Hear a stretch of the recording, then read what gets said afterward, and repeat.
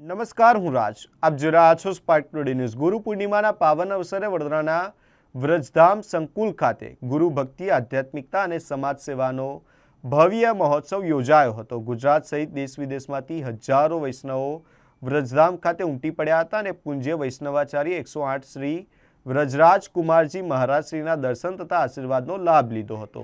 કાર્યક્રમ દરમિયાન 100થી વધુ વૈષ્ણવોએ બ્રહ્મ સંબંધ દીક્ષા ગ્રહણ કરી હતી. VYO એજ્યુકેશનના વિદ્યાર્થીઓએ ગુરુ મહિમા પર આધારિત ભાવસભર સાંસ્કૃતિક કાર્યક્રમો રજૂ કરી સૌને ભાવ વિભોર કર્યા હતા.